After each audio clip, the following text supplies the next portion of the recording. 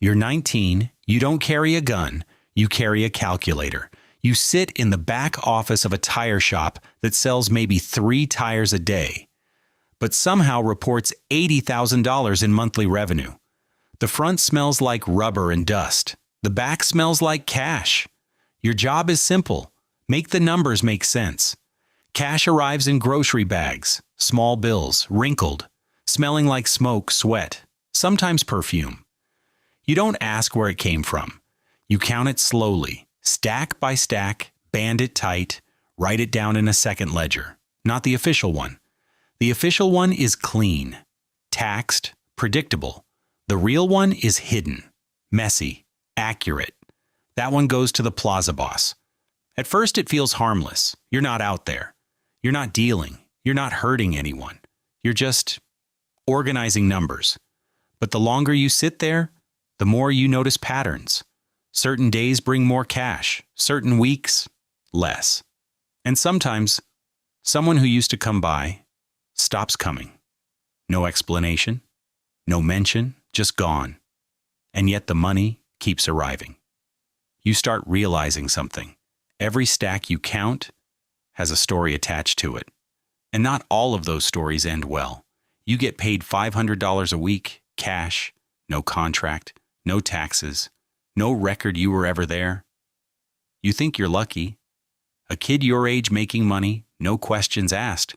But what you don't understand yet is that the moment you touched that first ledger, you became part of the system. And the system sees everything. You're not invisible anymore. You're visible. You're 23. You've proven something. You don't talk. You don't ask. You don't make mistakes. So they move you up.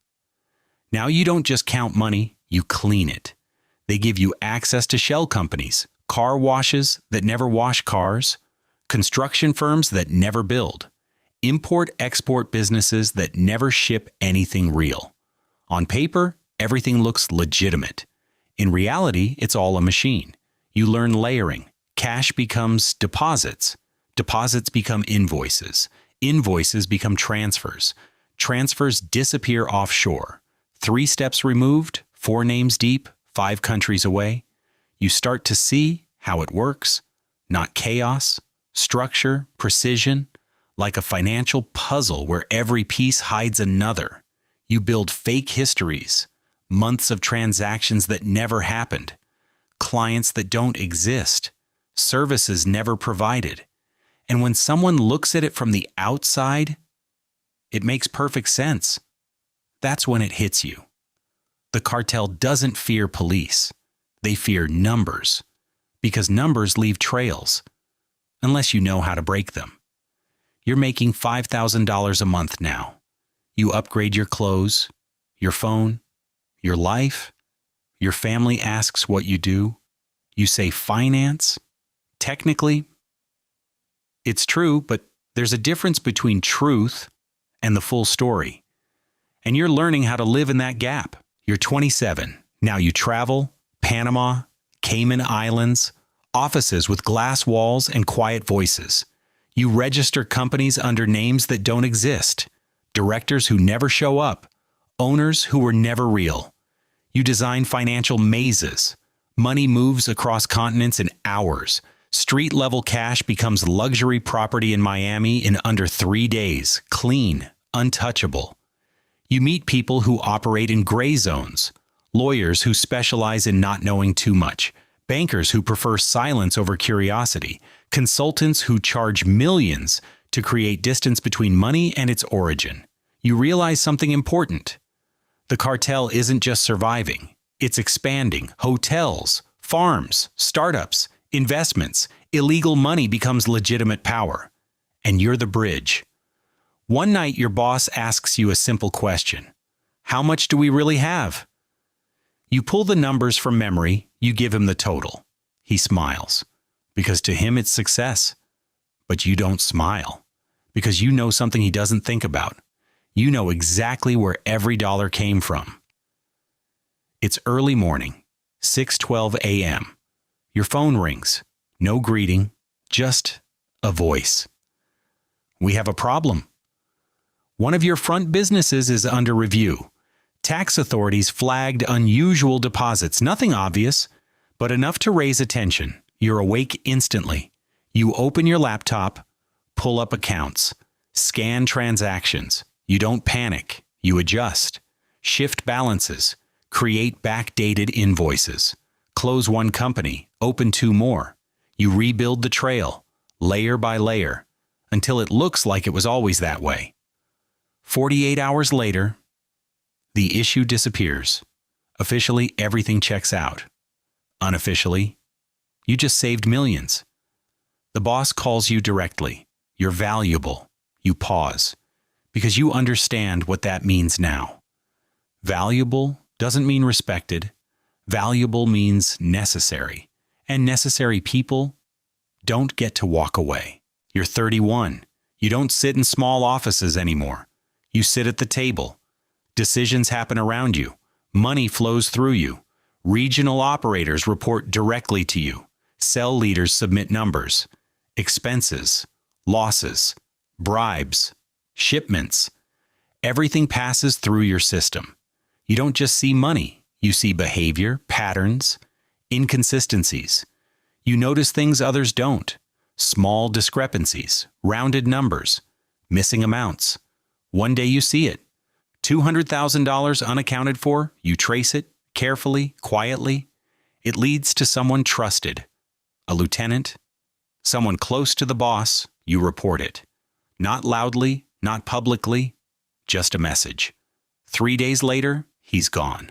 No explanation, no meeting, no return, and no one asks. You go back to your desk, back to your numbers. But something has changed. You don't sleep the same. Because now you understand the truth. You're not just tracking money. You're deciding outcomes. Your spreadsheets don't just measure operations. They influence survival. You're 35. Now everything is global.